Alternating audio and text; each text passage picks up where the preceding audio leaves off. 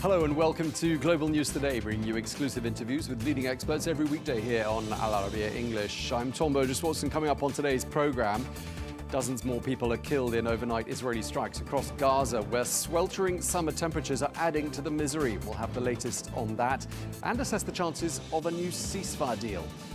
And with US lawmakers on track to pass President Trump's tax and spending bill, we ask, why is it so controversial?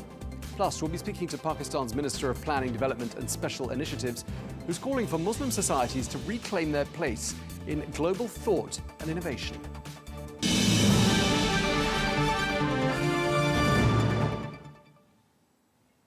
Hello and welcome. We begin in Gaza, where it's been nearly 21 months since the war between Israel and Hamas began. Well, on the ground today, there have been further Israeli strikes across the enclave, which local health authorities say have resulted in the deaths of at least 59 people. Well, medics say that the latest fatalities, which bring the death toll to more than 57,000, were the result of an Israeli strike on a school in Gaza City, where displaced families were sheltering. Meanwhile, in the south of Gaza, at least 20 people were killed by Israeli fire en route to an aid distribution site. Well, most of Gaza's 2 million residents are displaced in tented communities, and they face limited access to food and clean water. And adding to the humanitarian crisis there in Gaza, sweltering summer temperatures. Well, UNICEF is warning that children are now at risk of dying of thirst. Meanwhile, the Israeli Prime Minister Benjamin Netanyahu is due in Washington on Monday, where he'll be holding talks with President Trump, and it's hoped that a ceasefire deal in Gaza could be close. Well, Gershon Baskin is a former hostage negotiator who joins us now from Jerusalem. Mr. Baskin, always a pleasure talking to you. Thank you for your time. President Trump says that Israel has accepted the conditions for a 60-day ceasefire deal with Hamas. Does that give you hope? Well, it does give me hope on one hand, but on the other hand, the question I would ask President Trump is why only 60 days? Why are they only going to release half of the hostages, 8 on the first day and another 2 living hostages later, and then the bodies of hostages who have died or been killed in Gaza? Why not end the war now and bring everyone home within a week? It's possible. Hamas says they're ready for it. I asked Trump that question. The answer I got from Americans who are close to Trump is that they're afraid that the Netanyahu government will fall if he agrees to end the war. So what are we talking about here? This is supposed to be a ceasefire to end the war. So what you're telling me that they're telling you is that they can't end the war because they're worried that Mr. Netanyahu's political future is in jeopardy. And all the while, 2 million people are on the brink of famine in Gaza. Is that basically what this... Not only are they in famine in Gaza, if you look at it from the Israeli side, Israeli soldiers are being killed. For what? For what purpose? This war has no purpose anymore. Hamas will never surrender to Israel. Hamas will surrender to the Palestinian people, to a Palestinian leadership, to the Arab world, but not to Israel. So what President Trump needs to do is to tell Netanyahu that the war is over, and to tell Netanyahu that if Hamas tries to rebuild its forces or threatens Israel, the United States will agree that Israel can go back into Gaza. And President Trump needs to tell Hamas that we guarantee the ceasefire. Israel will not re-enter Gaza if you guys don't build your forces and threaten Israel anymore. And then we have the beginning of a new day, the day after in Gaza, when the Palestinians need to take decisions on who's going to lead them and how, and the Arab world can help out by rebuilding Gaza, but only if Hamas is not in control there, and only if Israel is no longer in Gaza. We are hearing from Hamas that a ceasefire deal must lead to a full end to the war. That's their sort of condition. I mean, I'm just wondering whether you think that's enough of an obstacle for this 60-day ceasefire not to happen at all. Well, it could very be likely that Trump, through Steve Witkoff, was telling Hamas that the United States guarantees that the war will end. You'll go into the 60-day ceasefire, and it will continue. Right now, what we've read is that the United States has told Hamas that as long as negotiations continue to end the war, then the ceasefire will be held in place and Israel will not have a green light from Washington to continue to attack. So from the United States point of view, if Trump is saying this war is over, then why not make sure that it's really over? get Israel out of Gaza, enable a massive amount of humanitarian aid to get into Gaza, run by reputable international organizations in the United Nations, not some American Israeli company run by warlords and drug dealers, and of course, pull back the Israeli army, stop the killing, stop Israeli soldiers from being killed, release the hostages. Of course, they're going to be Palestinian prisoners released. We know what this deal is. Why drag it on? Okay, so when Prime Minister Netanyahu arrives in Washington and holds talks with President Trump on Monday, I'm just wondering how much pressure both men are under. Who's under more pressure here? Because President Trump campaigned on a promise of ending wars. He did play a decisive role in ending the 12-day war with Iran. Presumably he wants to repeat that same success of ending another war. I mean, he's really serious, isn't he, that he wants Prime Minister Netanyahu to put a stop to this. Do you think he's going to lose patience with him? I don't know. We don't know. Trump is completely unpredictable. What I've told the people who work for Trump and are dealing with this issue is that Netanyahu can't say no to Trump. This is the reality of Israel today, which is completely dependent on the United States. Netanyahu cannot say no to Trump, even if his government falls, it breaks apart. Ben-Gvir and Smotrich leave the government. By the way, to pass the deal, the opposition in Israel will support it. They'll give backing for it, and we'll go to new elections. And if Netanyahu is so confident that the people of Israel support him, let's go to elections. Let's see who really has the support of the Israeli people. But Trump can't allow Netanyahu to dictate here on this issue, which is crucial to the security of the region. It's crucial to Israel's security. And the question I would ask President Trump is, who's wagging whose tail here? Yeah, and I mean, another thing that Mr. Trump must be feeling right now is having just had a very successful visit to the Middle East, which incidentally didn't include a stop-off in Israel. He's got all these business deals in the pipeline with regional powers. He's got strong alliances with leaders here in the Middle East. And I'm assuming that they've been telling him that they want this war to end very much indeed. It's on their doorstep, and it's a very sensitive issue in this particular region.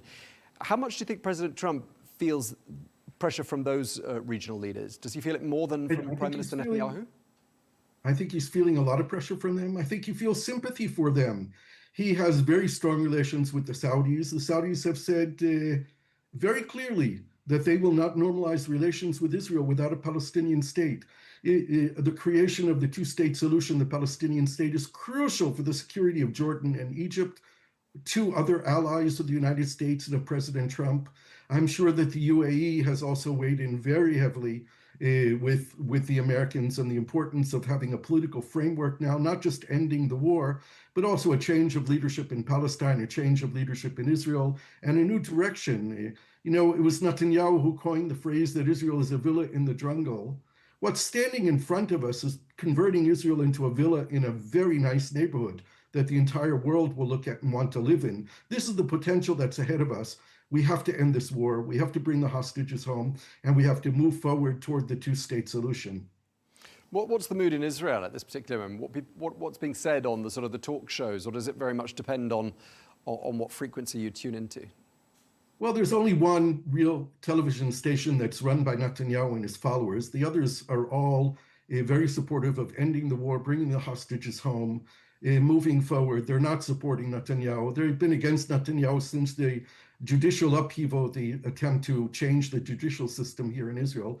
One of the stations I was just interviewed on opened up with an assessment that even Netanyahu's people now are talking about that the war can come to an end now. Whereas just a day or two ago, they were saying the war has to continue. We have to bring Hamas to its knees. They have to surrender. Now Netanyahu's people are saying this war can end now. And this is apparently because on Monday, Netanyahu is going to be sitting in the Oval Office with President Trump.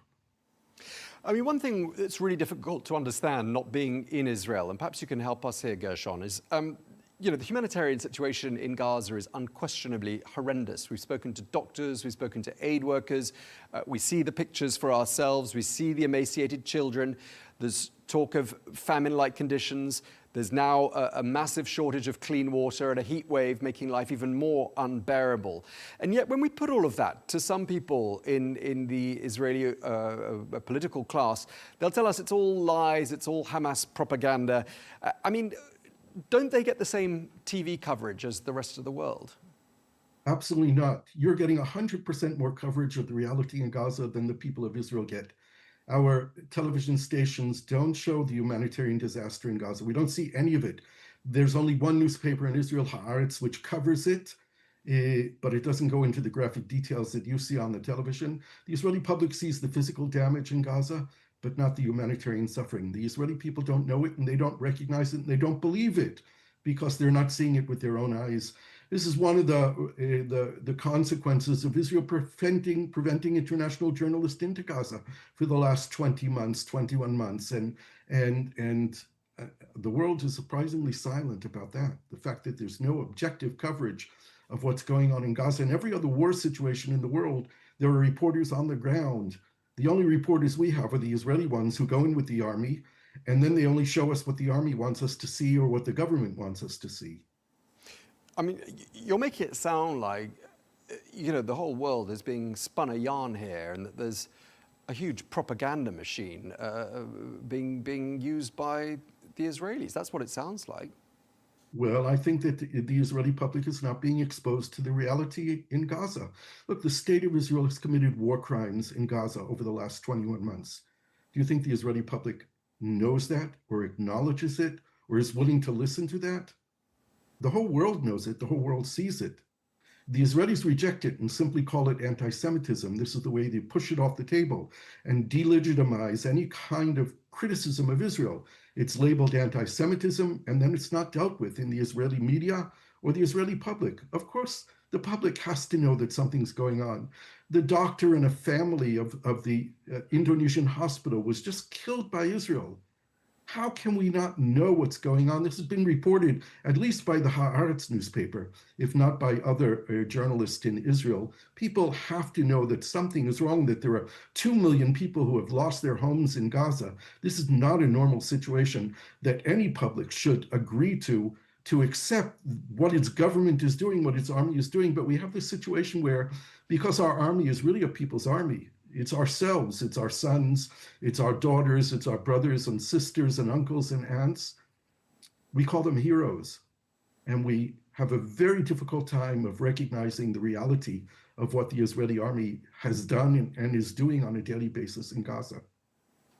Okay, well, we really appreciate you sharing that with us. Thank you very much indeed, Gershon Baskin. Thank you for your time, sir. Thank you. Well, for more on the humanitarian situation in Gaza, we can speak now to Shayna Lowe, who is a spokesperson for the Norwegian Refugee Council, who joins us from the Jordanian capital, Amman. Shayna, always a pleasure talking to you. Thank you for your time. We're being told that a heat wave has descended across much of the region. That includes Gaza. I'm just wondering whether and how the summer heat is exacerbating the humanitarian crisis there. Well, the summer heat is not a surprise. This happens every summer in the Middle East. But of course, when we have communities that are being starved, that are exhausted, that have no access to shelter supplies, many have no protection from the sun, and we're facing critical shortages of fuel, which is leading to a whole host of issues, including the ability to provide clean drinking water to Palestinians who now are facing tremendous heat and have no relief.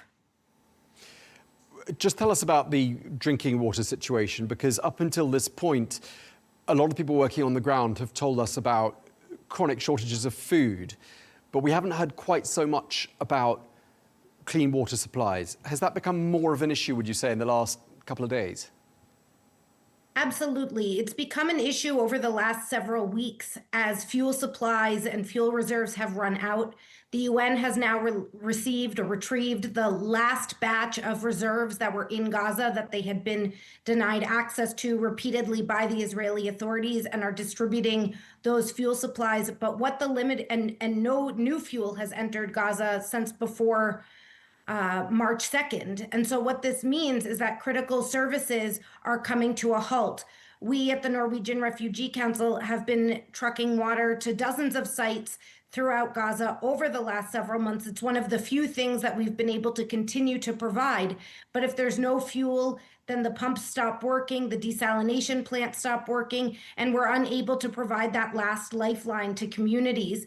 We now have had to reduce, due to displacement orders and lack of fuel, the number of sites that we are serving. We're still serving somewhere around 40 sites and 85,000 Palestinians, but we're only able to provide about 4.5 liters per person when the recommended minimum standard for humanitarians would be 15 liters per person. So very little that we're still able to provide. And as the fuel supplies dwindle over the next day or two, as they continue to be distributed and used, that's going to decrease even further. So we desperately need fuel to be able to enter Gaza so that we can keep those water plants running and continue to provide clean drinking water to tens of thousands of Palestinians, hundreds of thousands, when you think about all of the partners doing this across Gaza. And in addition to the thirst and dehydration dimension to this, I mean, with the heat, with so many people living in a small space, isn't there also an increased risk of disease spreading because of what I can only imagine are extremely inadequate sanitation facilities? Absolutely. We're already seeing increased numbers of people with communicable diseases. People are unable to keep themselves clean, keep the shared living spaces that they're in clean. People are in incredibly close quarters.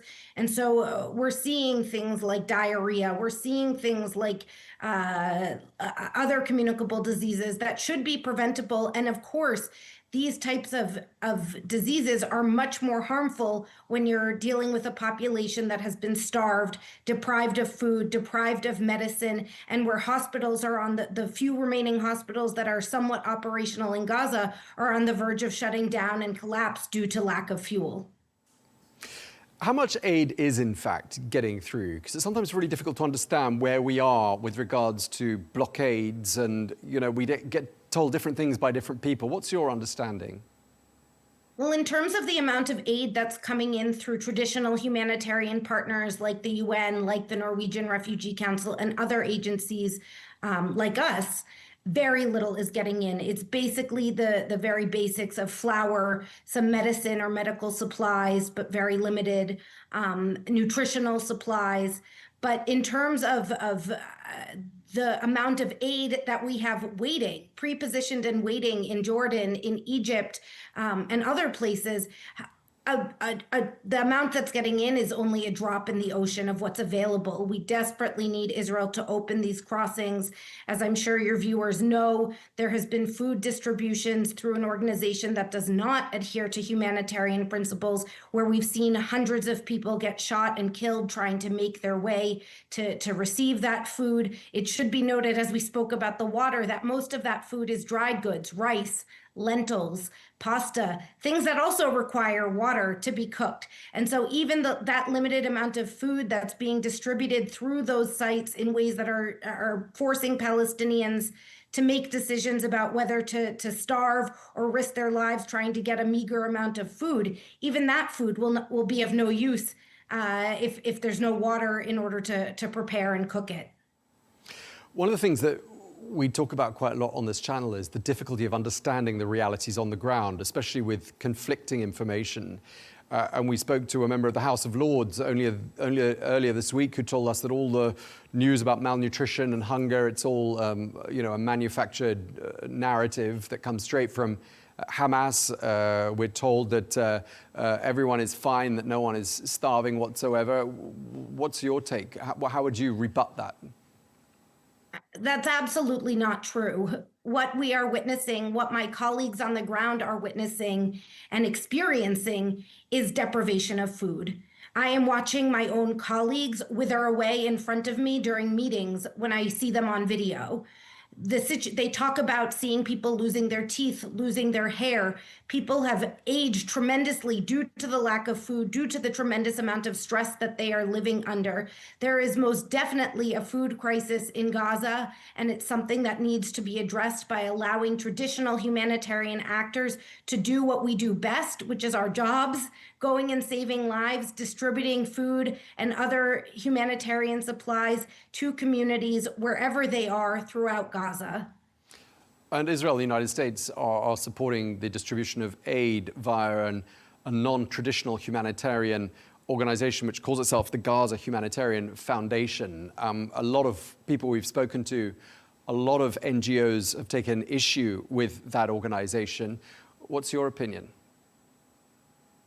The Norwegian Refugee Council has been quite clear in our condemnation of the GHF and the way that they are operating. As I mentioned earlier, they do not adhere to humanitarian principles. They are not serving the people of Gaza in the ways that they need to be served. They are forcing Palestinians to walk for miles on end in order to reach these distribution sites to get food that is inadequate to address the starvation crisis that has been compounded by more than 3 months, or 4 months rather, of a near total blockade on traditional aid.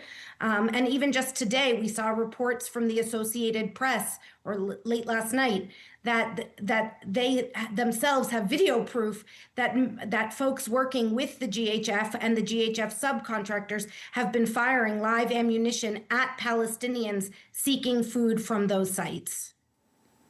Okay, I mean, there are reports of a possible ceasefire deal being struck, possibly in the next couple of days. I mean, has anything you've heard given you any sense of optimism, Shayna?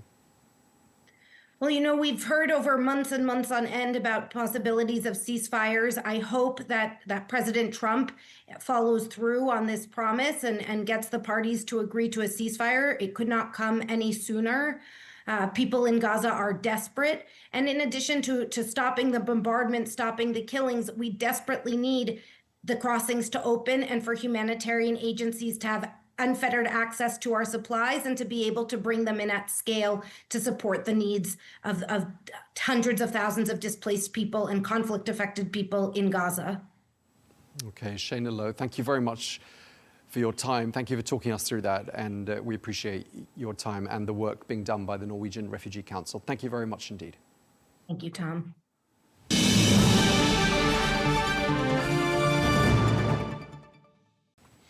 Now, it is Thursday, which means we take a closer look at events in the United States. And after negotiating all night long, the House of Representatives is thought today to be on track to pass President Trump's tax and spending bill, meaning that they are set to meet the president's self-imposed deadline of the 4th of July. Well, dubbed the Big Beautiful Bill and consisting of no fewer than 800 pages, it includes tax cuts, a phase-out of Biden-era clean energy initiatives, and funding for the president's crackdown on illegal immigration. But it's proven to be slightly divisive, not least because it's forecast to add some $3.3 trillion to the US deficit over the course of the next decade. Well, let's get more on this. We can speak to Amanda Makki, Republican strategist and lawyer who joins us from Florida. Amanda, great to have you with us. Let's start by talking about the Big Beautiful Bill. It's being framed as a centerpiece of President Trump's second-term agenda. How much public interest would you say there was overall in this bill? Well, I don't know so much as the public interest as far as hearing people talk about it in, the public square, if you will. But I will say that this is the legacy bill for the president on the domestic front. Certainly other things are burning up on the foreign relations front. But for the president, this is an extension of his 2017 tax cuts. They have dubbed this the biggest tax decrease for Americans in our history. They're talking about $10,900 more in the average American family's pockets because of this. So they're looking at this as a huge victory lap if they can get this across the finish line. Which obviously with President Trump's diplomacy, getting Republicans to the White House yesterday to coerce them, to convince them to get this done, they did, and they will pass this bill today. So really, this is a signature achievement for the president. A lot of the things that he campaigned on are in this. And I think that maybe not that people are talking about it now, but they will be, because it will make a difference in the average American's pocketbook. Sure. I mean, the bill is going to add quite a lot, isn't it, to the US national deficit, some 3.3 trillion US dollars. I mean, that's not a very traditionally Republican thing to do, is it? It's not, but, it's funny because in listening to the interview that you did, and I know we'll talk about it more, with Elon Musk's dad, he said something that I hear often: you got to spend money to make money. And, covering the overtime taxes, in other words, not taxing overtime wages, not taxing tips, for example. Tips are a huge part of how people in America make money. I know this is very different in Europe and other countries, but in America, people get a very nominal amount hourly wage, especially in the service industry, the tourism industry. They make money on tips. So those not being taxed is huge for Americans. And so those types of things do raise the deficit. They do cost money, but it costs money to make money. It's a way of looking at it to say that people will put that money back into the economy and it will benefit America. But how divisive would you say overall this has been for particularly Republicans? I'd like to know, I mean, whether, this is splitting the party, whether, there are rebel groups, rebel factions within the GOP? Well, I would just say that, the United States is very different because we're such a large country. So you have Republicans that are from traditionally more liberal areas of the country, maybe the mid-Atlantic, the Eastern Seaboard. And so you had one Republican holdout, Brian Fitzpatrick from the Pennsylvania, Philadelphia area, who didn't vote for the bill. He was the one Republican holdout. But then you have some who are from extremely conservative areas, otherwise known as maybe Freedom Caucus members. And they really tried to stall this bill, but in the end, all they did was stall the bill. They didn't get any concessions, not that we're aware of. Now, I will say the president and likely the leader of the House, Mike Johnson, Speaker Johnson, probably did concede that there would be maybe some other bills that would be introduced, even reconciliation bills, and even some executive orders that may satiate their desires, the things that they needed. But to your point, we have a conservative House Freedom Caucus. We have Main Street Republicans. We have Republicans that, like I said, represent more liberal areas. So everyone has very different tendencies. And so, of course, that causes a rift in the party. But I think the biggest issue, I'd say, that maybe was more unanimous, even Republicans and Democrats, were the cuts to Medicaid. But I will say this: the president campaigned on cleaning up the government, and that's what this is intended to do. Medicare, a government-based healthcare program, the expectation of having people work or volunteer a minimum of 20 hours a week is not a lot to ask when you're giving them free healthcare and free benefits. Okay, I mean, I think, in fact, Speaker Mike Johnson said the GOP can afford 3 defections if this bill is going to go through. So it's a close one, but you alluded to it just a moment ago. I mean, one element of the divisive nature of this bill is that it was really the trigger, wasn't it, for that row between President Trump and Elon Musk. Do you think it's the end of the road for that relationship? Well, sometimes you need people. A friend indeed is a friend in need. It's like sometimes you just need to have that person help and not be an enemy. That's the point. And what you don't want for Elon is to have the president talking ill of Elon. And what you don't want for Elon is to engage in Republican primaries. Now, the president has come up with his own political action committee, which is a way to fundraise against anything Elon might do. But I think Elon has to realize, too, that this is the party of President Trump. There's an article in the newspaper, The Hill, today that says that Republicans are largely ignoring Elon. And that's because if it's meant to be a choice between the president and Elon, they're going to go with the leader of the party. So it's a little bit of a fractured situation right now, but I think that these two men seem to have, spats, but then they come together. Like you saw Elon this week say, I'll give credit where credit's due on these ceasefire agreements. So I think they respect each other, but they do have some differences. And obviously the biggest difference and what started this ball rolling was this very big, beautiful bill. Yeah, indeed, a big, beautiful bust-up it caused there in that particular relationship. I mean, these two men have been threatening each other in quite a public way. I mean, we've had Elon Musk threatening Trump, as we've been saying earlier on, with the startup of a brand new political party, which will, undo some of his hard work and perhaps spell some difficulty for him in the midterms next year. We've had President Trump threatening Elon Musk with deportation. I mean, in terms of the court of public opinion, who's coming off worse, would you say, in this row? Well, he never actually said he was deporting him. I know he was playing with the idea.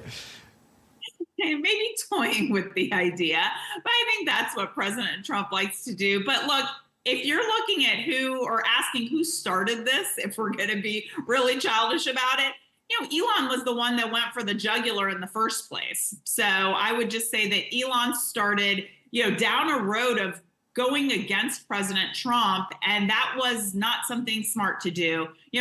Someone like Elon is very invested heavily in various companies, and they have boards, and this doesn't look favorably upon what he's trying to accomplish, which I think, Elon is someone who does want to see the best for this country. Certainly he got involved to help President Trump and do everything that he could for President Trump and other races. But picking a fight with someone like President Trump is not a good idea for someone who's still in the business sector, still has, enterprises that he runs. It's just not a smart move.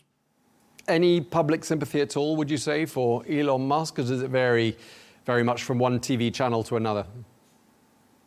I think people still have that, feeling of Elon wanting to, help the president, be by his side, and all the things that he did. I wouldn't say he won the election for President Trump. Certainly President Trump won in a landslide. That's not because of one person other than the president himself and what he campaigned on. Certainly Elon was out there to help maybe energize the youth base. And that's always something that, we kind of have struggled with in the Republican Party, though I will say we've done a lot better as of this past election. I think that ultimately these two will, they will marry their differences.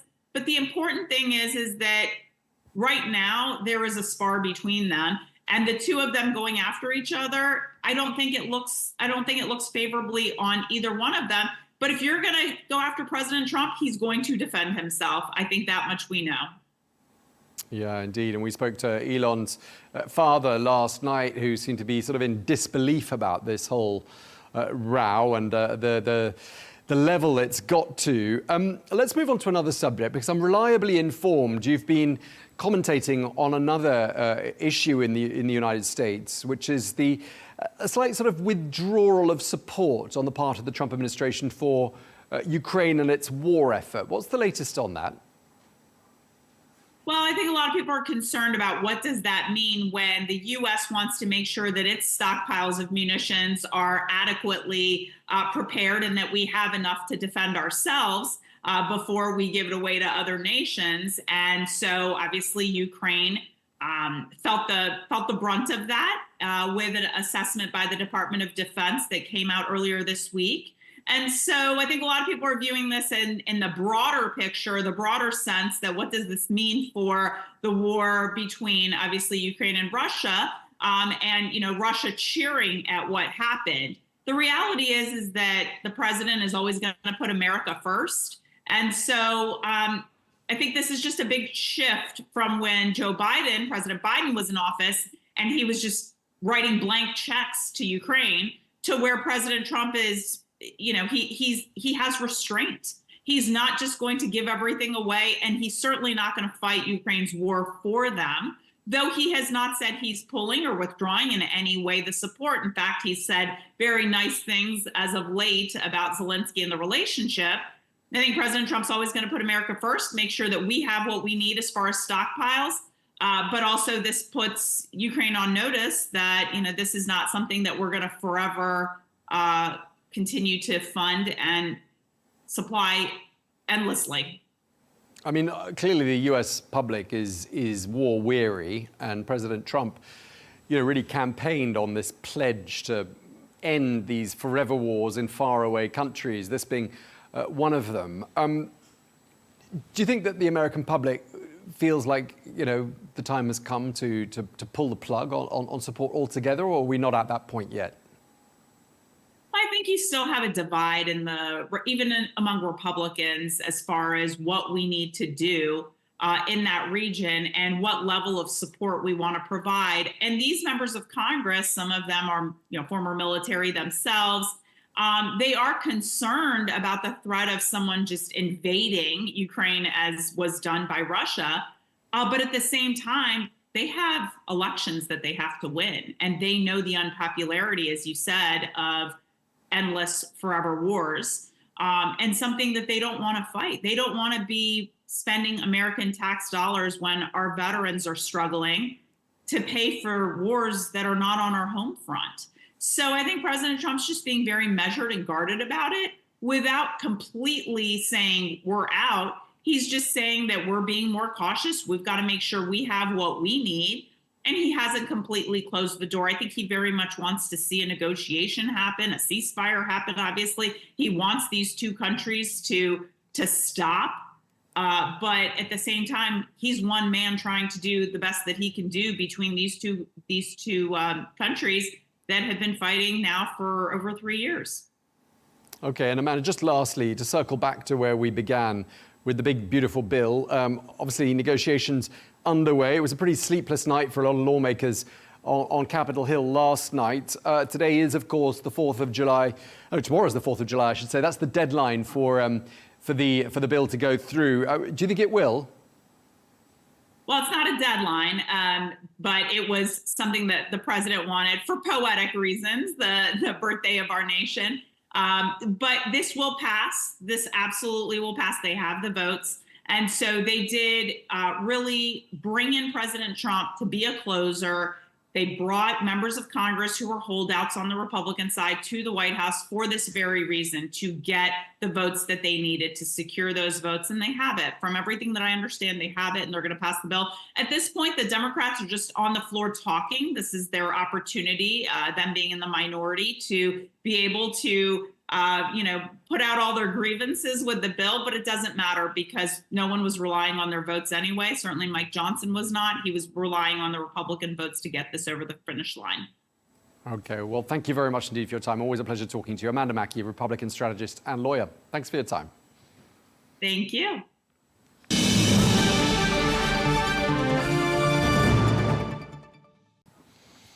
And finally, for centuries, the Muslim world led the way in global intellectual and scientific development, especially during what's known as the Golden Age of Islam. Well, from the 8th to the 14th century, cities like Baghdad, Cairo, Cordoba, and Samarkand were thriving centers of learning, advancing fields like mathematics, medicine, astronomy, and philosophy. Well, over time, however, the leadership declined due to a combination of political instability, foreign domination, and economic shifts.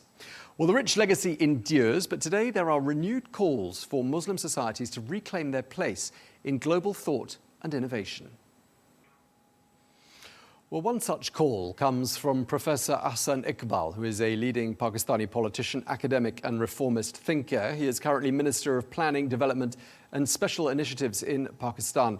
Professor Iqbal, thank you very much indeed for joining us. You've held several key positions, including Minister of the Interior, Minister of Education. I'd like to start by asking you about your vision.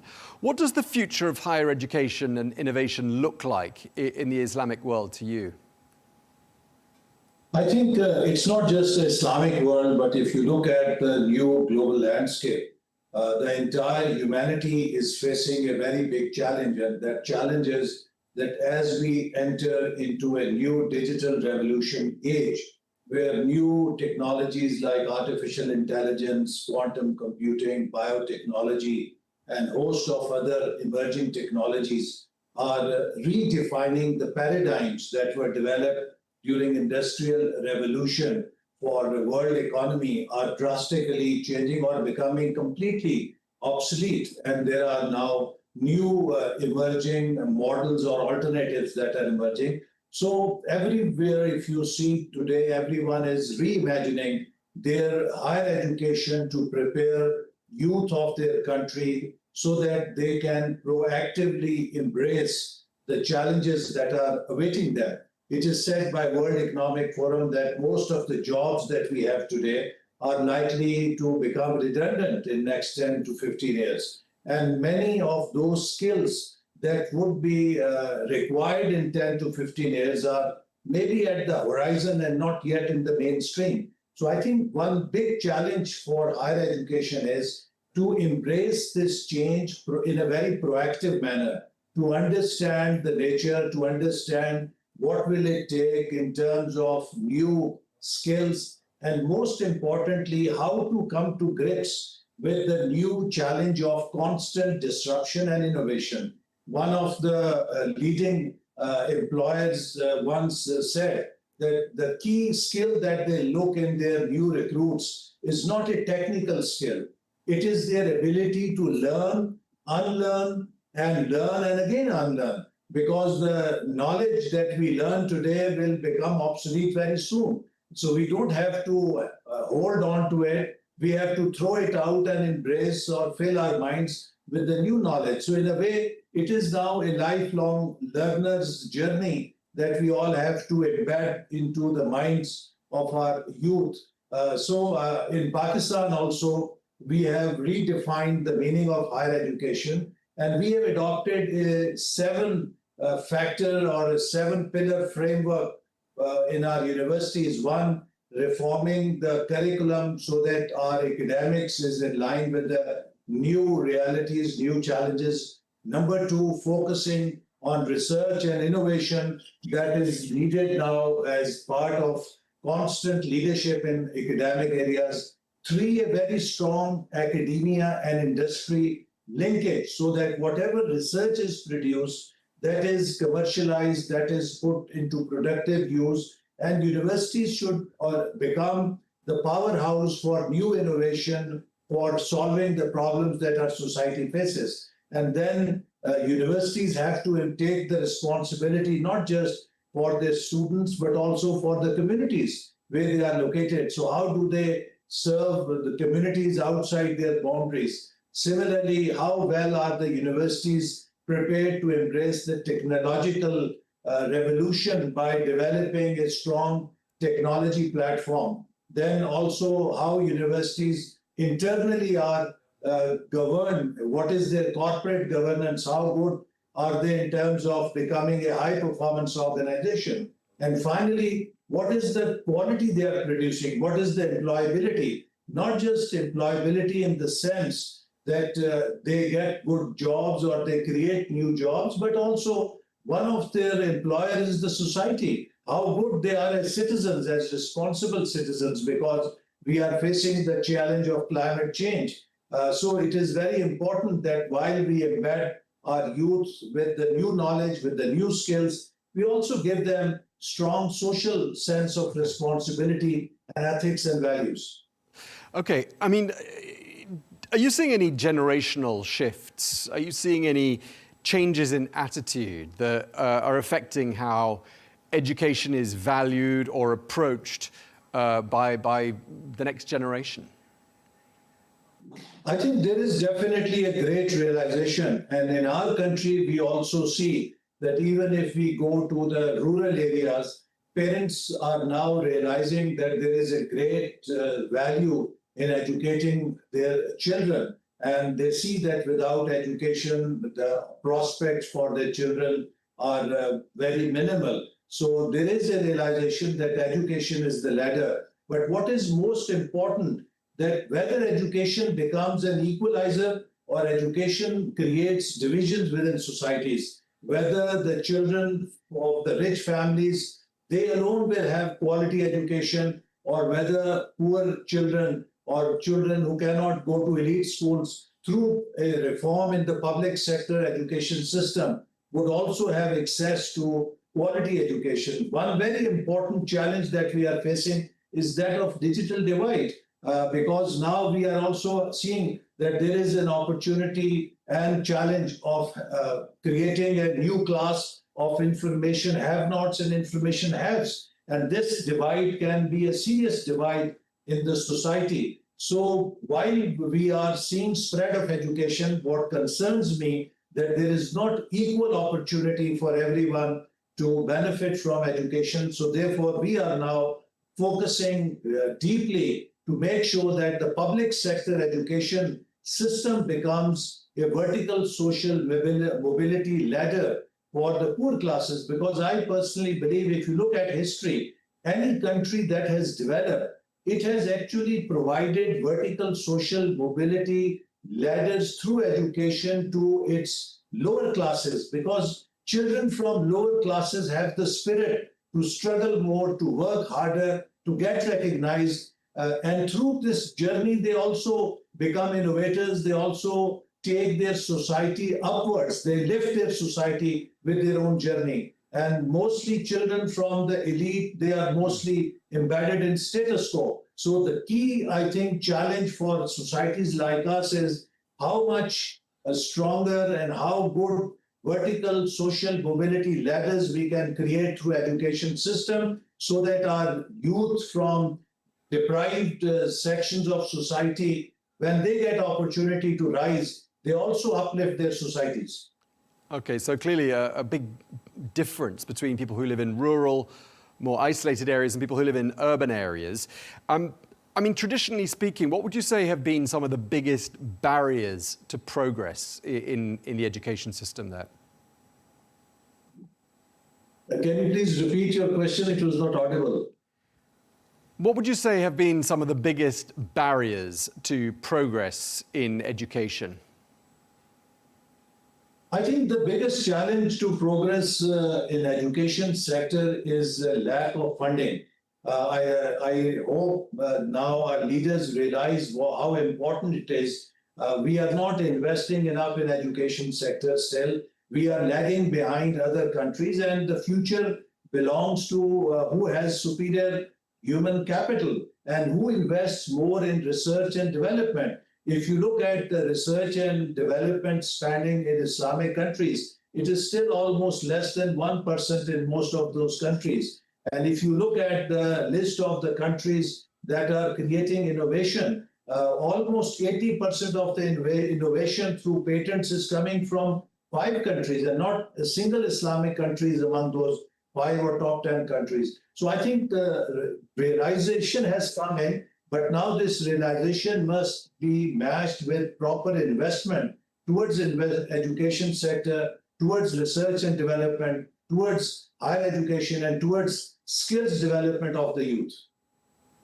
Are there any countries or any models for an education system that you look up to in particular, or you would say would be a good template to follow? I think the important challenge right now is, first of all, to me, is to change the curriculum. If you look at all the education systems in most of the Islamic countries, they are heavily relying on rote memorization, rote learning, which is memorization.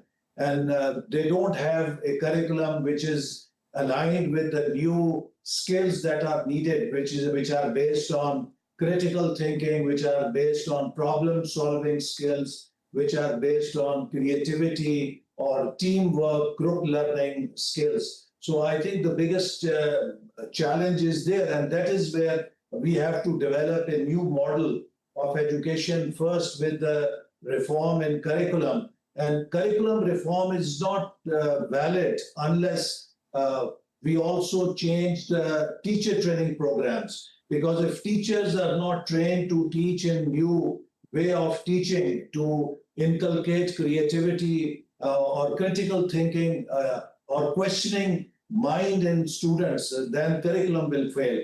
And if we have new curriculum, we teach our teachers how to teach. But if we do not change our examination system, which is still testing the students in memorization, then that will not work. So we also have to reform the examination systems. In Pakistan, we have experimented. Prime Minister Shehbaz Sharif set up Danish schools, which have become a model for us, where we tried new curriculum, we tried teacher training programs, and also given them examination in the new system. So what these schools are doing, they are producing leaders from the most deprived sections of the society. And now we are expanding these schools into other parts of the country and other regions which are less developed. So this Danish school system, I think, is one of the successful models that we have in Pakistan. You've mentioned that there are issues with the techniques that are used in schools, with the curriculum, with the examination system. As someone who's studied in America, which I believe you have, would you like to see Pakistan head more in the direction of, for example, United States? I think the strength that makes United States a superpower is not its arsenal, it's not its weapons. United States is a superpower because of its universities. I have had the experience of studying in a leading US university, and I know how powerful that resource is. Therefore, we also in Pakistan started an initiative some time back, US-Pakistan Knowledge Corridor, in which we wanted to send our top scientists, engineers, and researchers and academicians to good leading US universities for their PhD programs. I think US has really the leading model of education in its universities. And one of the strengths of its universities is that they are not pure research universities. These are the universities which are hotbeds of innovation, where industry is engaging very closely with the academia to find solutions for the problems. And the other important thing is that whatever research is done, it is then also collaborated with the private sector to create new products, to create new ideas which can benefit the society. Moreover, the kind of system of education they have that really develops your critical thinking, your mind with the skills that are needed for the new economy. So I would say that the ecosystem that US has is one of the exemplary in the world. And even now, when you go back to your university, when I visit back sometimes, one feels like one should get admission again and get enrolled. So it is that, atmospheric ecosystem that these universities have set up. I remember that, when I was studying back in Pakistan for my engineering degree, I would very seldom need to go and sit in the library. But when I was studying in the US, I could not survive every day without going to library. And whenever I went to library, you lost time, sense of time, because, you would go there sometimes at 8 or 9 p.m. and you look at your watch, it was 2 or 3 early in the morning. So, it's that whole atmosphere and ecosystem that you create. Your teachers, they are very helping. They are themselves into research, and they also engage their students in their research work. So I think we need to learn a lot from US higher education system. When it comes to sciences in the United States, there is debate, isn't there? There isn't just one system, just one way of thinking. There's debate, for example, on issues like evolution versus creationism. And it's not just in the United States. They've had that debate in lots of other countries. Has that been an issue and a debate in Pakistan? Well, I think in Pakistan, we do have a debate. Countries like United States and G7 countries, which are very developed, they are more, I think, involved. Their priority is to do while they carry out applied research, but they have to be at the leading edge of research. So they also invest heavily in pure research. They have to be leader in the space technology. They have to be leader in other areas. So a lot of pure research and research at the leading edge of frontiers of knowledge they have to do to keep their leadership position in the world. But in a country like Pakistan, where we have less resources, we have to have very applied and focused research. We have recently started an initiative, Science, Technology, Engineering for Development, because there was a practice that teachers and researchers would do research just to get published in high-impact fact journals. Now, that is good for their individual CV, or it's good for their personal professional citation, but it has no value, a larger value for the society. So now we are aligning the whole research agenda and the resources we have in our universities towards the practical problems that the country is facing. So for us, the priority is to have more focus on applied research, research that can generate dividends for the society and for the people. And just lastly, I mean, you've called for more collaboration, in particular amongst Muslim majority countries. Just tell us a little bit more about what form you want that collaboration to take. Well, I think there is a big challenge for the Muslim and Islamic world. There was a time from 8th to 12th century. If you compiled an innovation index at that time, maybe all top Nobel laureates would come from Islamic countries. They would come from Muslim Spain, they would come from Damascus, they would maybe come from Cairo or other parts in the Islamic world. And this was largely because Islam teaches a tradition of inquiry and observation and reflection in Quran, and that epistemology was followed by early Muslim scholars, and they were the leaders in their disciplines. But since dogma came into our societies, we stopped inquiry, we stopped research and reflection. We were really then left behind. And therefore, now it is time that we have to regain that leadership, the tradition of leadership in technology and thought. We should not just be leaders in population, we should also be leaders in thought and innovation.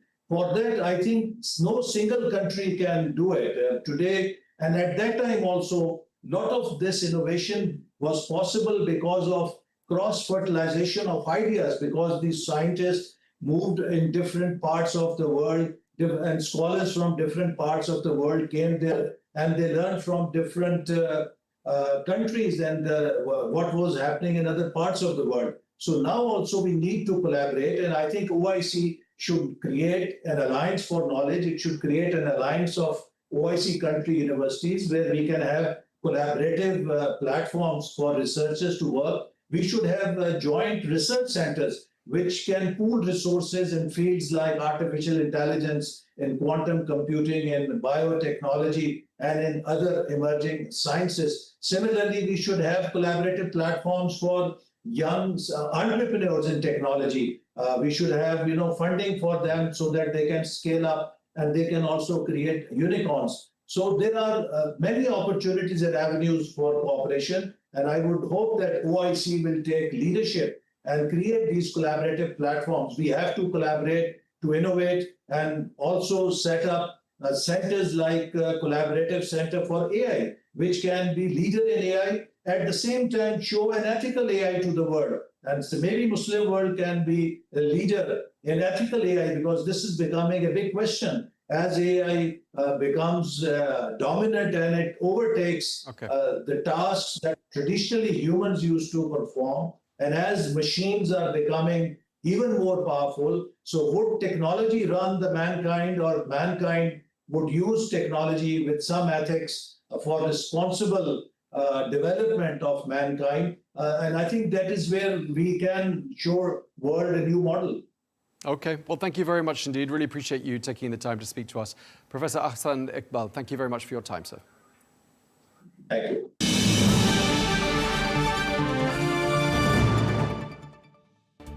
Well, that is all we have time for on Global News today. Thank you very much indeed for watching. Be sure to join us again tomorrow for more exclusive interviews. Until then, bye-bye.